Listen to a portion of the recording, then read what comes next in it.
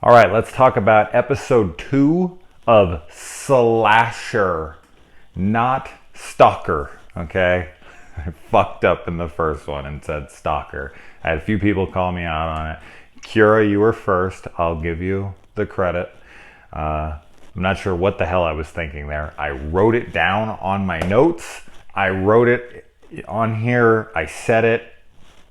And then I changed it over like a second later in my thing. So not sure how the hell that happened, but oh well, embarrassing.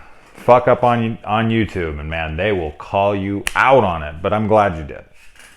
Now, anyway, let's get into this. I think that this show is just following that current trend that's been happening in horror movies a lot lately, where everyone in the cast on the victim side of things, which these people are not purely victims, but on the what's supposed to be the protagonist side of the story, are almost all completely unlikable characters. I say this in a lot of my reviews lately, where I'm just like, I don't give a shit about any of these people. They're terrible, especially in this episode. This Susan character. I mean, I'm talking about spoilers. I mean, I guess I should just say that at the beginning of every one of these episodes. But yeah, so spoilers. This Susan character, thank God she's fucking dead. But it's like, and that makes me wonder, like, are they going to kill one of the main people? There's not enough to do it for all 8 episodes. But they're obviously trying to, like, kill one each for a little while. But yeah, Susan is such a bitch, like, throughout this whole fucking episode. And I'm sitting there like, this girl has a kid at home. She has a wonderful husband. I mean, you meet this, like, perfect man she's with. And I'm just, like, sitting there like, she needs to get home to her awesome husband and her kid. And I don't care. I don't give a shit. Fuck her. I'm glad she got stabbed in the eyes and her fucking neck was broken. It was just like, goodbye. So anyway, this is setting up that real, like, they're setting up that isolation really well. Now, this is, a slasher story set in, out in the wilderness and snowing outside and frozen everywhere. And of course, this is nowhere near the first one of these. I've seen plenty, like Shredder and Iced. Iced is that movie with the hilariously, ridiculously over-the-top ending. If you haven't seen that movie, at least Google the ending or YouTube the ending, because it's pretty damn hilarious. And then, of course, the Cold Prey trilogy. I don't need to be fucking up any other words. Cold Prey trilogy. And what's funny is that in a couple of those, they're dressed just like this guy, just the ski mask and a mat.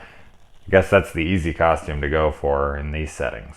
I definitely, even though I dislike the characters, I like this discord they have going on between them, where like no one wants to talk to anyone and no one wants to trust anyone.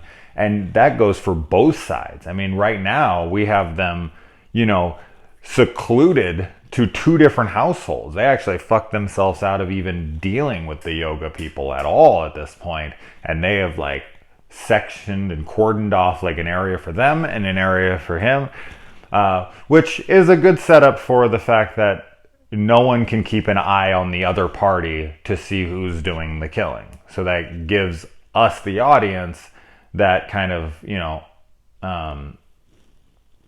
where we don't know who's doing it, because a lot of times, like, well, these people were together, so why weren't they watching on these people? And it's like, no, they're in completely separate houses now. I still have no guesses to who the killer is. The only person that's very suspect to me right now is, I'm a guy who adores sex as much as any person on earth. But this dude is trying to get laid right now by, I don't even know what his name is.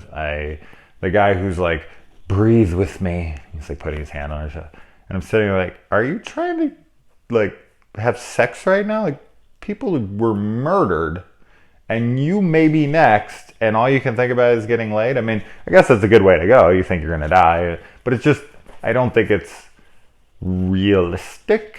I'm not saying people wouldn't do it. It seems like weird that the guy seems to be so calm. But, I mean, he is at a yoga retreat, and he's kind of a master of calm. But I don't know. It seems like he's wanting to get some as well, and that just seems suspect. I'm not saying I think it's him, but that's the first person that was kind of like, okay, this guy is oddly calm. All the other yoga people there seem to be, shaken. Even the main guy who runs the place, was like yelling at his chick, and that's just not like him at all. I also really like the flashback scenes in this. There's a lot of movies and shows. Arrow, I watch all the CW, DC shows, and Arrow has been a show that just their flashbacks, like I love Arrow, but all the flashback scenes are completely unnecessary in that show. I could have dealt with this new season, actually, the ones pertain to what's going on, but the flashbacks in that show. And so I'm happy to see that this show's flashbacks really matter to the story, and they are cleverly put together in places where it just tells you enough about a certain character and enough about a certain event to answer small questions, but still leave many raised. So I think that they're using the flashbacks effectively. And I like the way that he poses the body at the end of Susan, because obviously she was the one who was just trying to live in silence and basically ignore it. I'm hearing nothing, I'm saying nothing, I'm seeing nothing, And that obviously sends a message that this person has been watching over their lives and knows them. I mean, it was trying to lean obviously towards Andy, but obviously she's dead, so she couldn't have been. So yes, somebody knows her in her current life, not from before, but at least 3 years after, when she was pregnant, when she was talking to Andy on the corner, you see that she's just nope, I have nothing to do with it. So the killer knows that. So somebody has to know her well enough for that.